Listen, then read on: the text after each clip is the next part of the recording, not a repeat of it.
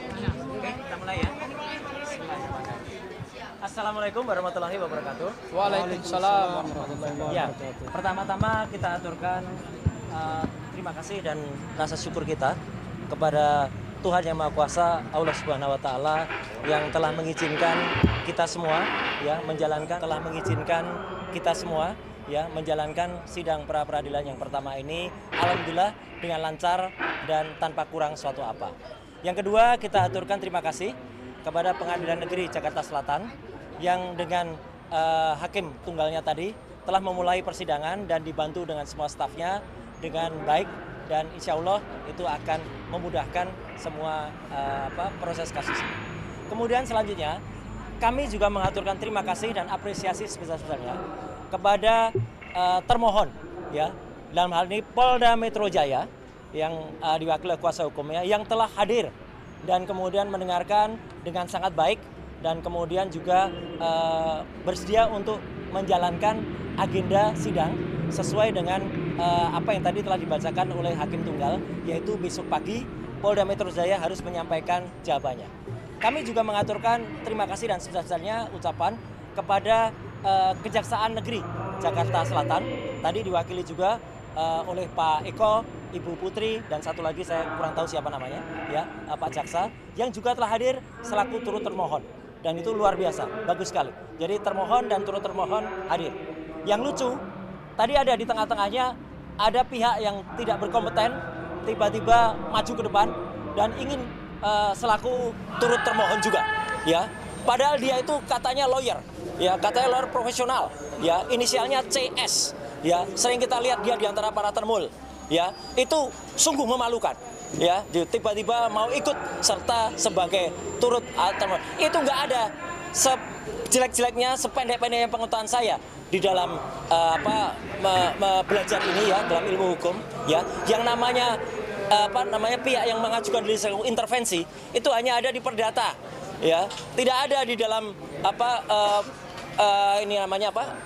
Pra peradilan itu tidak ada. Belajar di mana itu saudara CS itu, ya, gitu, yang kemudian saya sudah lihat sering sekali berkuar-kuar dengan di samping para termul itu, ya, gitu. Jadi itu yang terjadi. Jadi ada pihak yang kita apresiasi dan ada pihak yang kita permalukannya. Sayang saya tidak menggunakan kaos yang biasanya tertulis malu bro.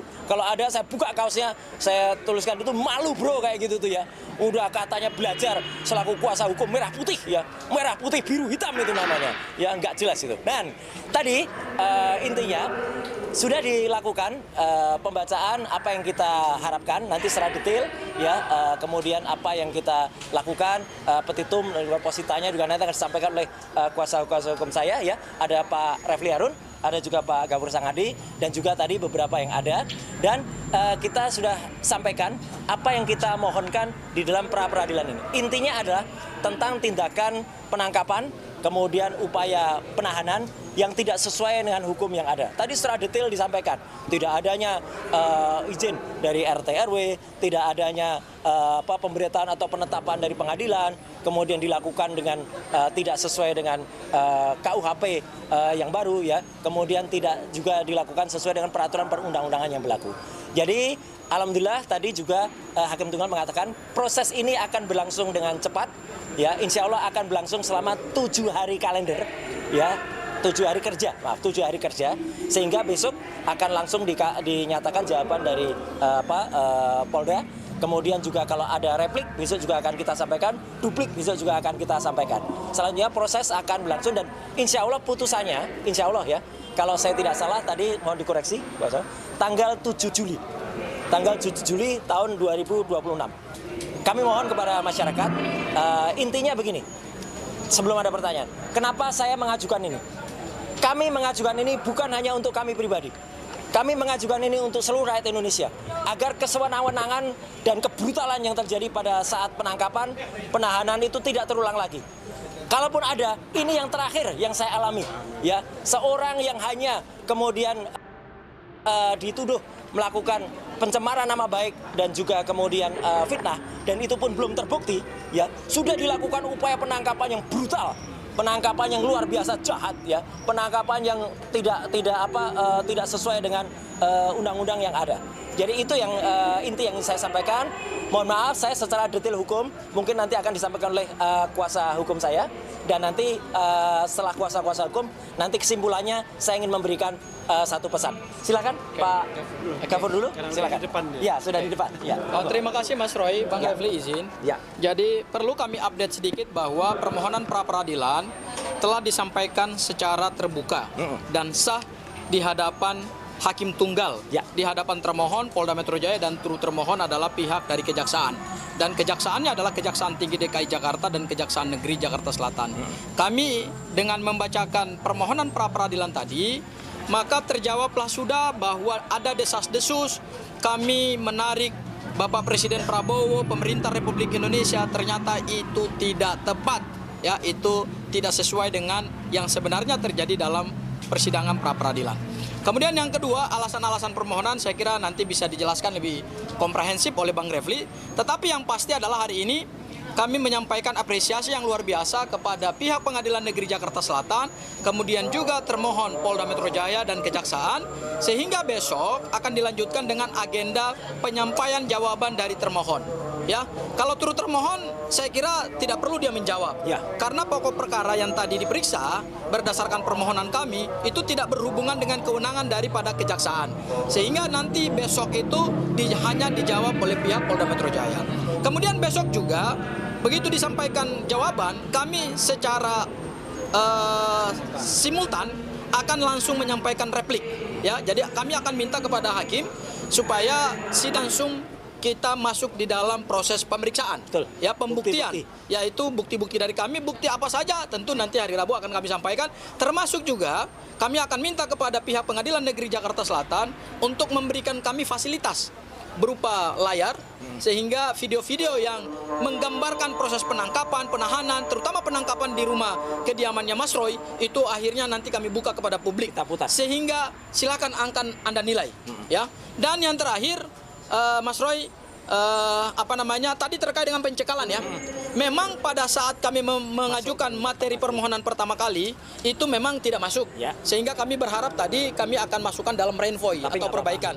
Tetapi karena memang tidak boleh menambah posita dan petitum, begitulah hukum acaranya. Ya, memang kami menghargai apa yang menjadi sikap dari hakim pra peradilan. Dan yang terakhir, kok ada, saya juga bingung ya, kok ada seseorang yang selama ini mengatasnamakan tim kuasa hukum Merah Putih, kok tiba-tiba nyelonong gitu loh untuk menjadi para pihak dalam perkara ini. Saya bingung juga nih, ini belajar hukum acara pidananya di mana nih?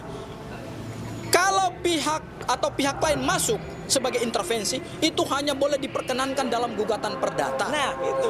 Sementara ini perkaranya perkara pidana, tidak pernah ada pra peradilan itu kemudian ada pihak lain yang tidak punya kepentingan kemudian masuk menjadi intervensi.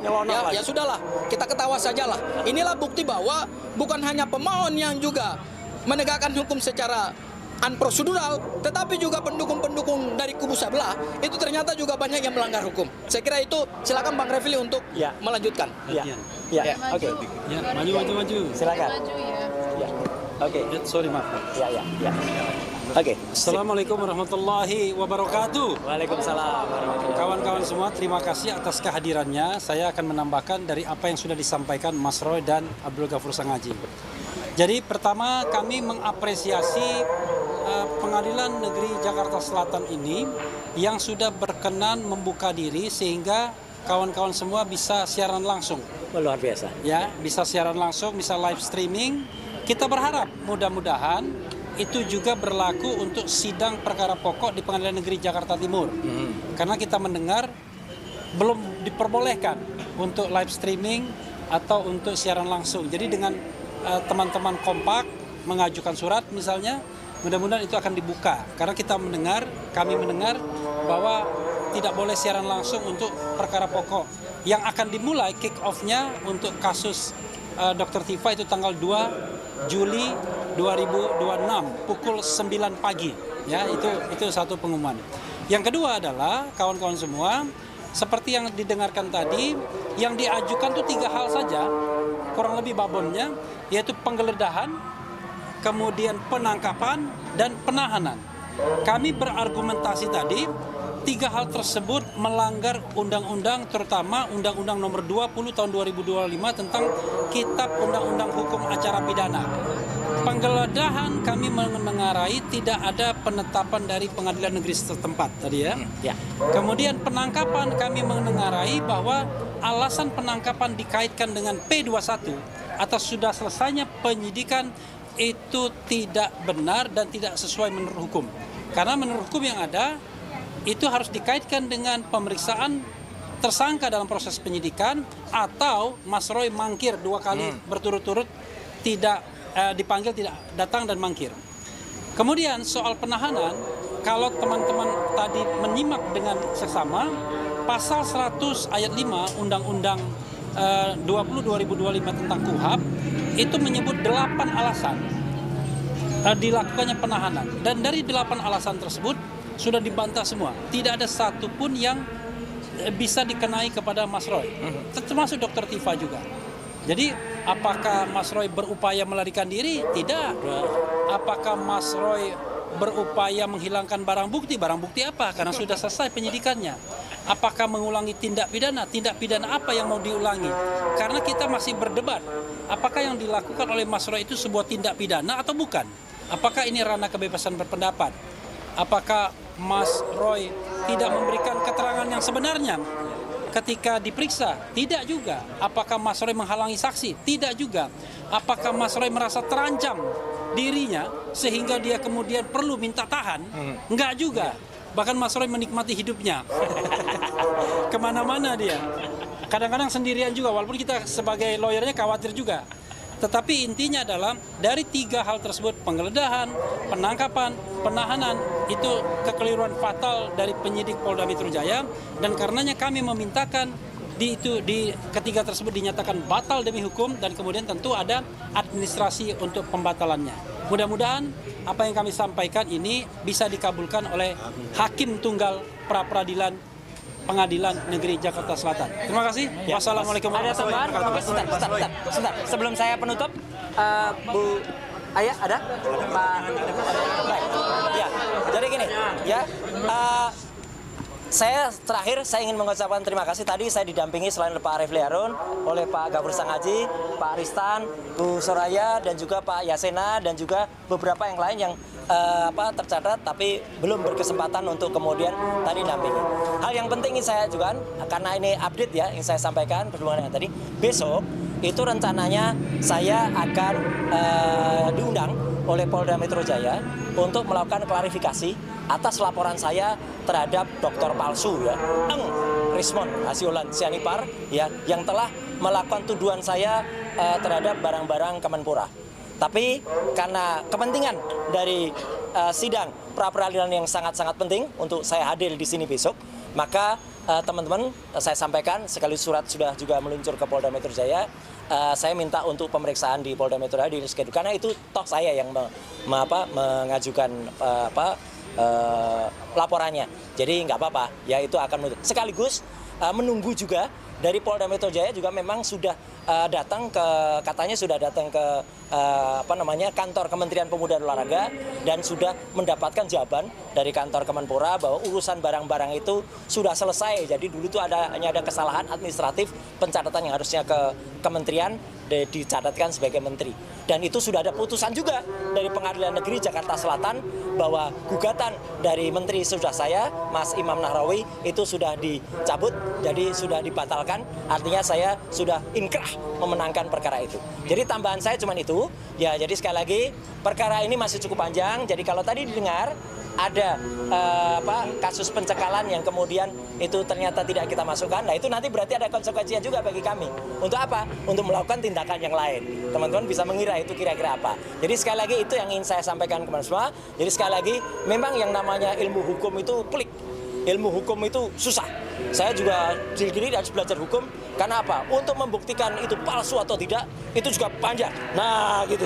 Ya, gitu. Jadi ilmu itu memang panjang, ya, gitu. Kontroversinya akan panjang. Jadi pra-peradilan ini termasuk untuk membuktikan kontroversi ini dan biarkan semua itu berjalan sesuai dengan jalurnya. Sekian, terima kasih untuk semuanya, untuk semua media, untuk YouTuber, dan juga untuk semua masyarakat Indonesia yang sudah ikut bersamai.